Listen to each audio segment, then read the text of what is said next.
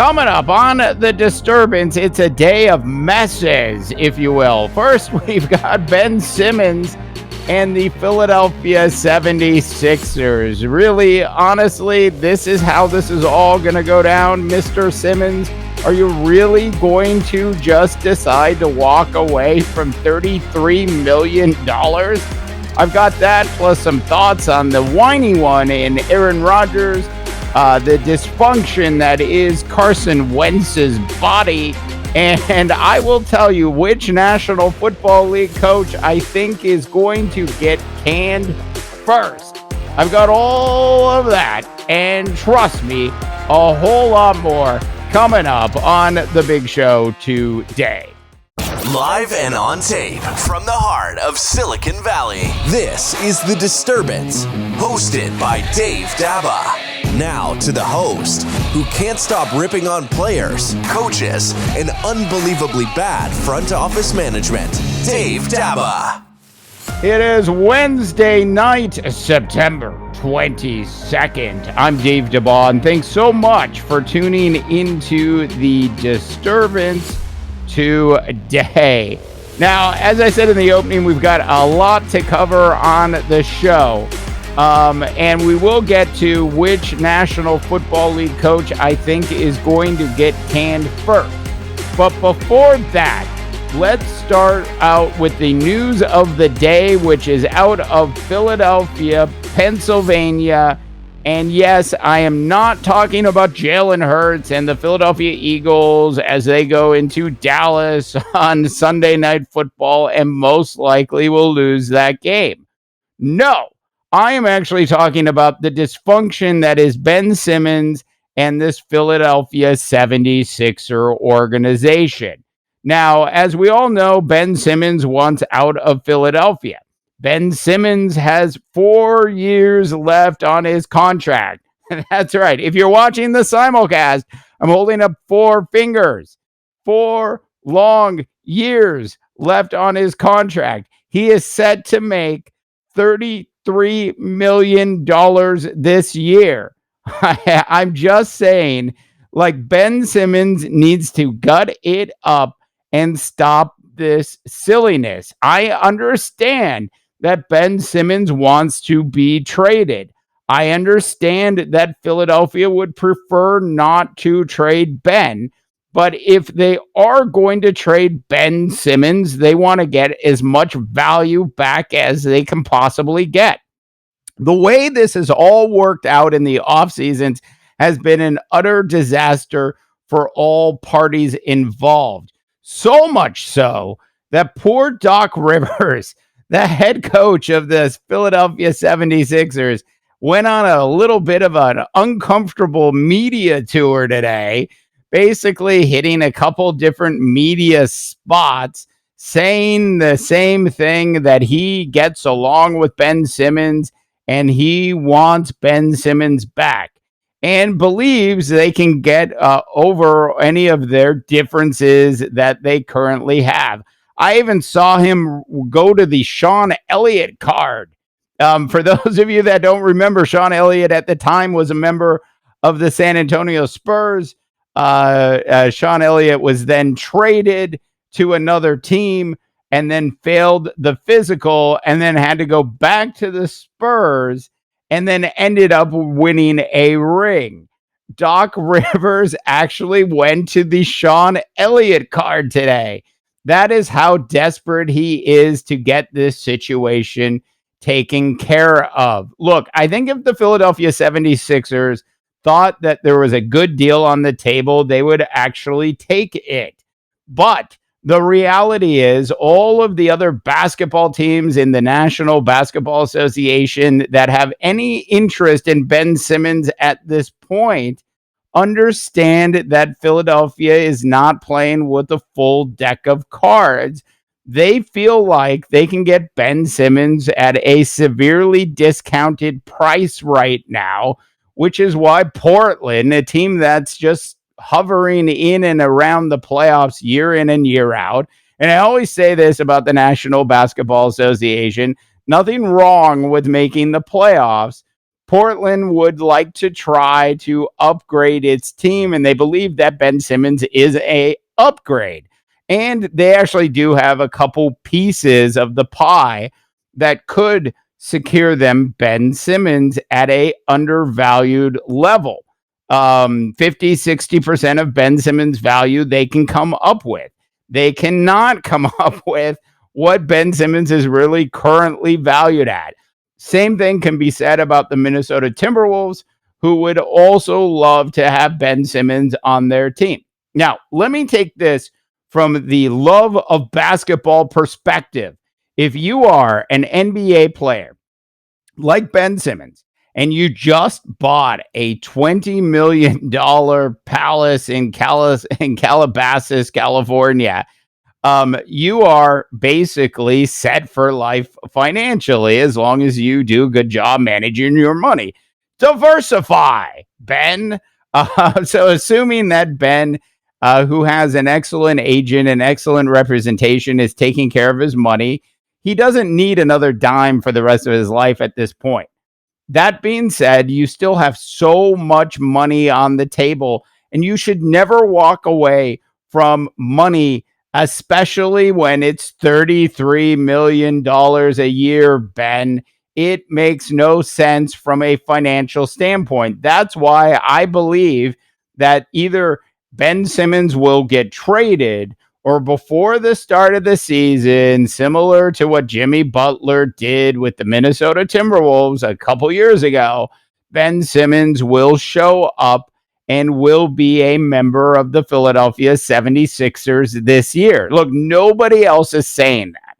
And I think this is the reality of the situation.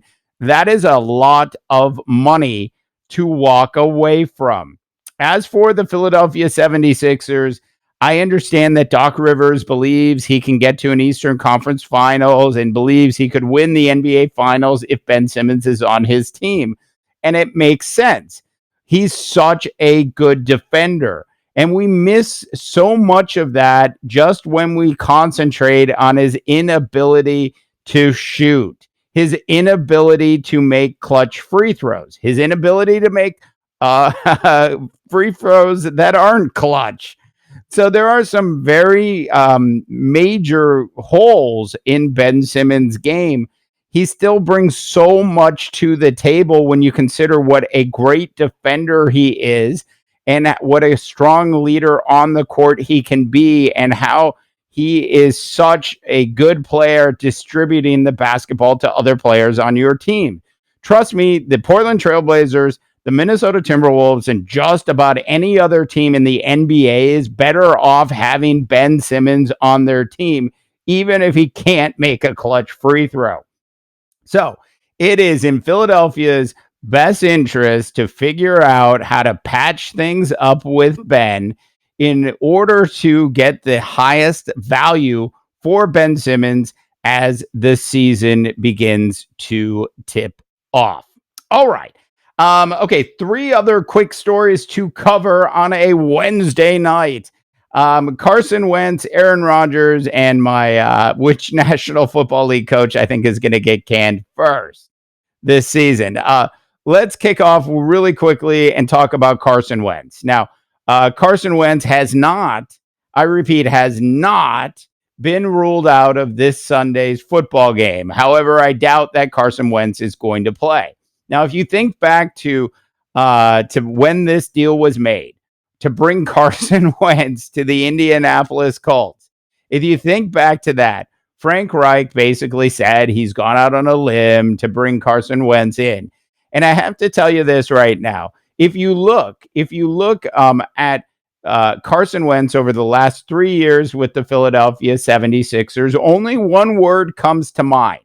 When one word comes to mind to describe his quarterback performance, and that word, and so many people have this perception of Carson Wentz, which just isn't true. And that particular word is terrible. He was terrible with the Philadelphia Eagles. What he's brought to the Indianapolis Colts at this point is the same thing, but he's done it in a broken down body. I'm just saying Carson Wentz is an absolute mess. He is not that good of a quarterback. And the sooner the people in Indianapolis realize that, the sooner they can move on to their next conversation about potentially bringing in Cam Newton as their starting quarterback.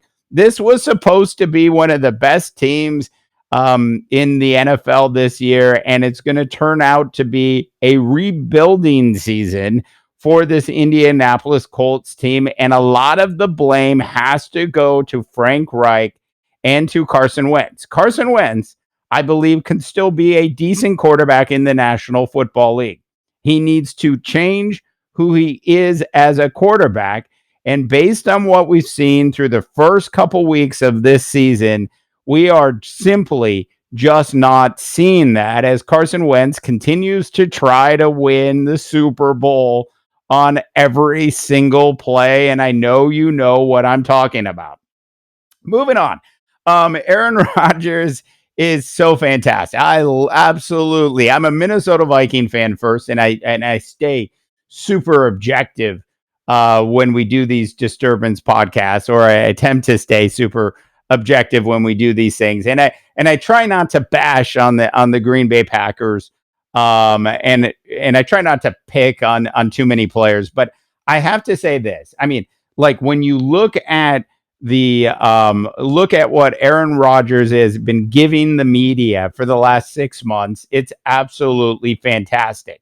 And I have to say this, Aaron Rodgers is out there complaining about the media saying this, the media saying that, former players are saying this, former players are saying that.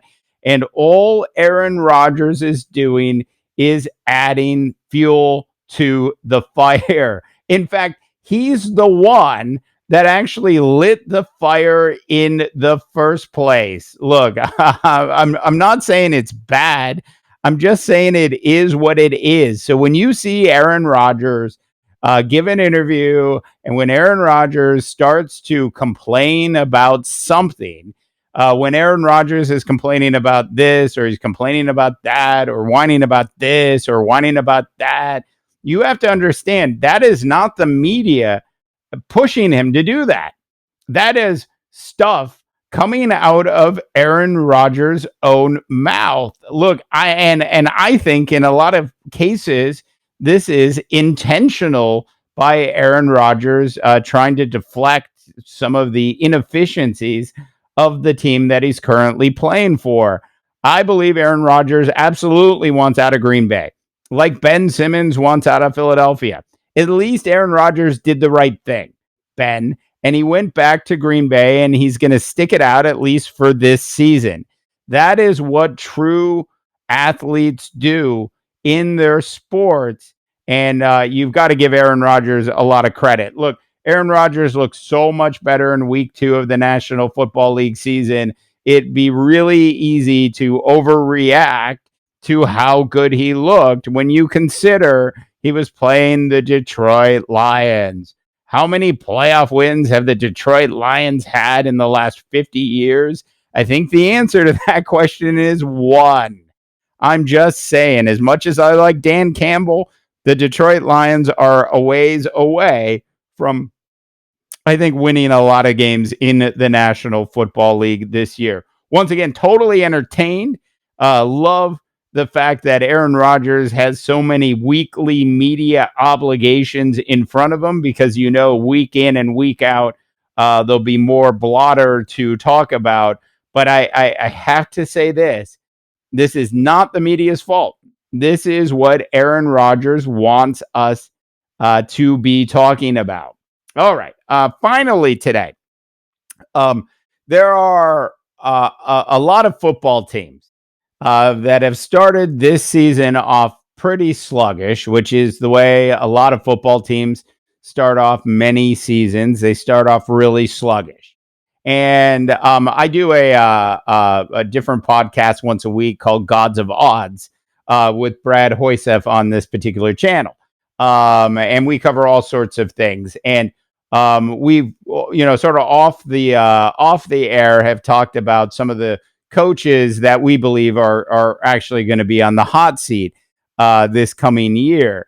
But I think the coach, as you can see, if you're watching the big YouTube simulcast, all the Viking gear behind me, that's on the hot seat right now. That's truly starting to burn. It's truly starting to heat up. That is Mike Zimmer, the head coach of the Minnesota Vikings, who are now 0-2. Reports out of Minnesota all offseason have been what a sort of disaster things have been inside that coaching staff and inside that organization. What basically sealed the deal for me on this today was a lifelong, by the way, Minnesota Viking, who is now a member of the New York Football Giants. I personally run faster today at age 50 than Kyle Rudolph does. But that being said, Kyle Rudolph gave an interview. And during that interview, he basically said that it was nice to finally be on a team with a head coach. And somebody that wasn't just concerned about defense. Look, this Viking defense was supposed to be better than it is, and it isn't. This Viking offense is stale and predictable. It's as predictable as a John Wick movie being great. It is that predictable at this point. I am just saying that Mike Zimmer, if he doesn't turn things around quickly, if he ends up in a world where the Vikings, who have a very difficult schedule, like theoretically, this Viking team could lose its next 3 games. The Vikes could go 0-5, and at that point, I think you would see the ownership of the Minnesota Vikings making a move on Mike Zimmer. Now, of course, I hope that doesn't happen, but that is the coach today who's on the hottest seat in the National Football League. It could happen sooner if the Seattle Seahawks blow out the Vikings at home and there's more dysfunction. It could happen sooner. All right. Thanks so much for joining me on the Disturbance today. Do check out our Big Sports website at mighty.rip. Also, Disturbance. The Disturbance can be found at disturbance.live and is available on iHeartRadio, Spotify, Google, and wherever else you might be getting your podcast. For the Disturbance, I'm Dave DeBaugh, wishing you all a tremendous rest of your sports viewing week.